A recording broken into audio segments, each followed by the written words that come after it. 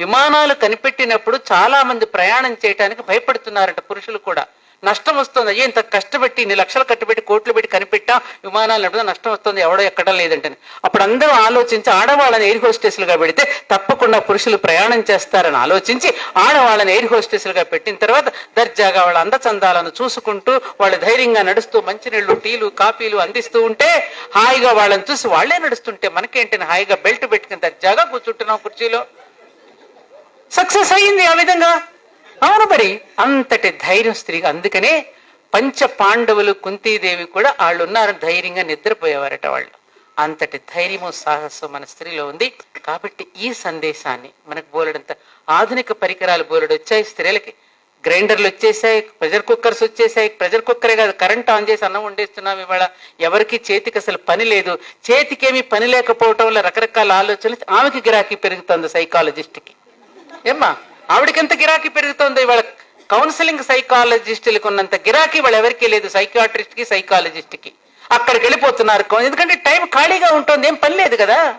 అందుకే మన పూర్వీకులు ఎప్పుడు కర్మని జ్ఞానాన్ని కలిపి, అమ్మ మెట్ల నిండా బొట్లు పెట్టు, అది ఊడువు, ఈ ముగ్గులయ్యి, ఈ భజన చెయ్యని ఎప్పుడు కూడా పనిలో ఎప్పుడైతే నియంత్రించబడతామో అప్పుడు మానసిక వికారాలకి తావు ఉండదు. ఇవాళ మగపిల్లలకైనా ఆడపిల్లలకైనా మానసిక వికారాలు ఎక్కువగా పెరిగిపోయి రకరకాల ఇబ్బందులు కొని తెచ్చుకుంటున్నారు అంటే కారణం సమయం ఖాళీగా ఉండబట్టి. చూసుకోవటం, చెత్త ఎన్ని చూసుకోవటం, వాట్సాప్లో, యూట్యూబ్లో ఖాళీగా ఉండడం. ఖాళీగా ఉన్న తర్వాత మానసిక వికారాలు పెరగడం, ఏదో తినాలనిపించడం, తీసుకెళ్ళి ఆ ఫుడ్ ఏదో పనికిరాని ఫుడ్లు తినడం. ఆ పనికిరాని ఫుడ్ తినంతా ఏ గుణం పెరుగుతుంది వాళ్ళలో? ఏ రకాల వికారాలు పెడితే రాక్షస ప్రవృత్తి పెరుగుతుంది. దాంతో పసిపాపల మీద అత్యాచారాలు చేయటం. దీనికి అన్నిటి కారణం ఏమిటి? మనసును ఖాళీగా ఉంచటం, శరీరంతో ఖాళీగా ఉండడం వల్ల ఇవన్నీ వస్తున్నాయి. ఆడపిల్లలు కూడా, ఐఎమ్ సారీ, వాళ్ళ మహిళా సాధికారతను పెట్టుకుని అంటం తప్పో రైటో నాకు తెలియదు, కానీ ఆడపిల్లలు కూడా మగపిల్లల్ని బాగా రెచ్చగొడుతున్నారు. విషయం కూడా నేను ఒక పెద్దదానిగా మీ అందరికీ చెప్తున్నానమ్మా. ఇది కేవలం ఆడపిల్లలే గొప్ప, మగపిల్లలంతా చెడిపోయారని కూడా నేను అంటలేదు. ఇవాళ ఆధునిక కాలంలో ఆడపిల్లలు కూడా స్త్రీత్వాన్ని కోల్పోతున్నారు, మాతృత్వాన్ని కూడా కోల్పోతున్నారు. అది కోల్పోతే ప్రమాదం వాళ్ళకే. ఈ విషయాన్ని మాత్రం నేను ధైర్యంగా, నన్ను తిట్టుకున్నా సరే, నన్ను ఏమన్నా సరే, ఇది మాత్రం నేను ఖచ్చితంగా నేను చెప్పదలుచుకున్నాను. కేవలం మగపిల్లల్ని అనకండి. ఇవాళ మగపిల్లలే కుదురుగా ఉంటున్నారు ఆడపిల్లల కంటే. వాళ్లే సిగ్గుపడుతున్నారు కొన్ని విషయాల్లో. ఇది వాస్తవం. నీకిచ్చిన స్వేచ్ఛ, ఆమె చెప్పినట్టుగా నీకిచ్చిన స్వేచ్ఛకి, నీకిచ్చినటువంటి స్వాతంత్రానికి దాన్ని ఎందుకు నేను తల్లిదండ్రులు చదివిస్తున్నారు? ఎందుకు నేను హైదరాబాద్ పంపించి నేను హాస్టల్లో పెట్టి చదివిస్తున్నారు? పిచ్చి వేషాలు వేయడానికా? దేనికి ఎందుకు పెట్టారు? ఆమె చెప్పినట్టు సంప్రదాయం ఎందుకు పెట్టారు? దానిలో ఉన్న విలువేమిటి? దానికి ఎందుకు చేయాల్సి వచ్చింది ఆ విధంగా?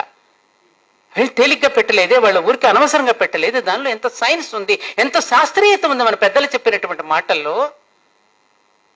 అందుకని ఇవన్నీ కూడా మనం గ్రహించుకోగలిగినప్పుడే మహిళా సాధికారత. అసలు సాధికారత లేనిది ఎప్పుడమ్మా? నామరూపాలిచ్చి బయటికి పురుషుడిని మనం పంపిస్తున్నాం.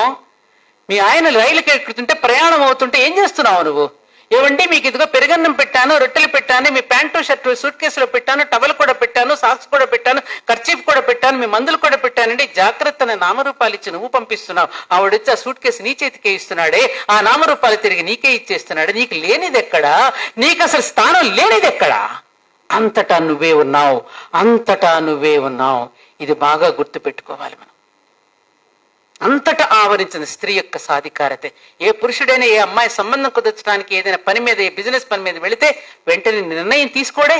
ఏమండి ఇంటికి వెళ్ళిన తర్వాత నా భార్యను కూడా సంప్రదించి మీకు ఏ విషయం తెలియజేస్తానండి అని అంటాడు తప్ప తనకు తాను నిర్ణయం తీసుకుంటాడా అండి? అక్కడక్కడ జరిగితే జరిగి ఉండవచ్చు, కానీ అధిక శాతం ఏం జరుగుతోంది? ఈ దేశపు స్త్రీకున్న గొప్పతనం ఏమిటంటే తాను నేపథ్యమునందు ఉండడానికి ఇష్టపడుతుంది, భర్తకు క్రెడిట్ ఇవ్వడానికి ఇష్టపడుతుంది. దేశపు స్త్రీ యొక్క త్యాగము, గొప్పతనం అదే. ఎందుకంటే మరి వాడికి కూడా ఒక బాధ్యత ఇవ్వాలి, అతనికి కూడా సమాజంలో అతను నిలబెట్టాలి. కాబట్టి ఆయనకి గొప్పతనం ఇవ్వడానికి. అందుకని దేవాలయానికి వెళ్ళినా కూడా ఆయన పేరు చెప్పుకుని ధర్మపత్ని సమేతస్య సహకుటుంబానం అని చెబుతుంది తప్ప తన పేరు అక్కడ కూడా చెప్పుకోదు. చెప్పుకుంటున్నావా మనం? నోములు నోచిన, వ్రతాలు చేసినా కూడా వాళ్ళ కోసమే చేస్తుంది తప్ప తన కోసం చేసుకోదు. కాబట్టి ఓ భారతీయ మహిళ, నీకున్న ఓర్పుకి నేర్పు తోడై ఈ భారత జాతిని రక్షించుగా.